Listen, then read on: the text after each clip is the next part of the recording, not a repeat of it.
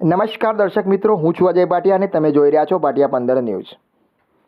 અરવલ્લી જિલ્લામાં મોડાસા શહેરમાં ખાનગી હોસ્પિટલમાં એક મુસ્લિમ યુવકને આતંકવાદી કહેવામાં આવ્યો હોવાના કથિત આક્ષેપોને લઈને છેલ્લા કેટલાક દિવસોથી ચર્ચા ચાલી રહી હતી। આ મામલે યુવક દ્વારા વિડીયો વાયરલ કરવામાં આવ્યો હતો તેમજ મોડાસા ટાઉન પોલીસ સ્ટેશનમાં લેખિત ફરિયાદ પણ આપવામાં આવી હતી।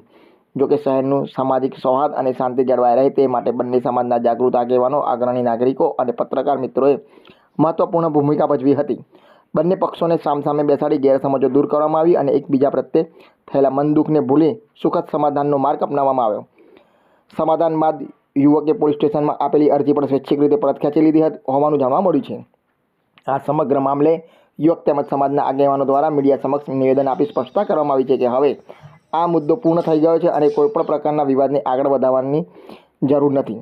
તેથી બંને સમાજના લોકોને ખાસ અપીલ કરવામાં આવે છે કે કોઈપણ અસામાજિક અથવા તકવાદી તત્વો દ્વારા શહેરનું વાતાવરણ બગાડવાનો પ્રયાસ કરવામાં આવે તો તેમની વાતોમાં ન આવે અને શાંતિ, એકતા તથા ભાઈચારાની ભાવના જાળવી રાખે।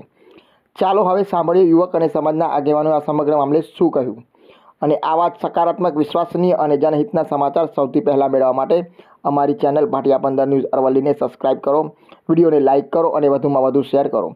જોતા રહો અજય એ ભાટિયા સાથે ભાટિયા 15 ન્યૂઝ અરવલ્લી મોડાસા।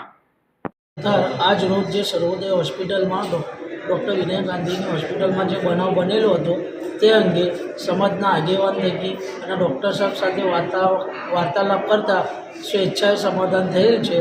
હવે અમારે કંઈ એવું રહ્યું નથી, જે સમાધાન થઈ ગયું એ થઈ ગયું। હવે કોઈ અમારે મગજમારી છે નહીં। હું સોહેલ યાત્રા, કોર્પોરેટર મોડાસા નગરપાલિકા।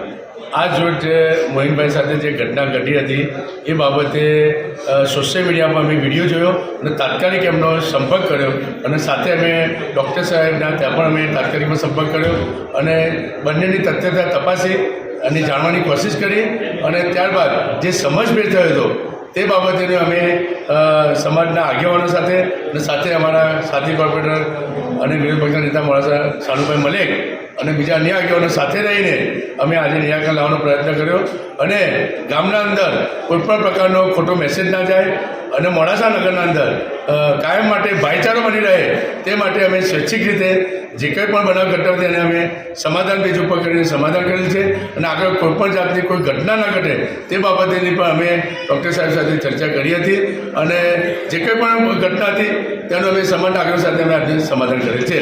જય હિન્દ, જય ભારત।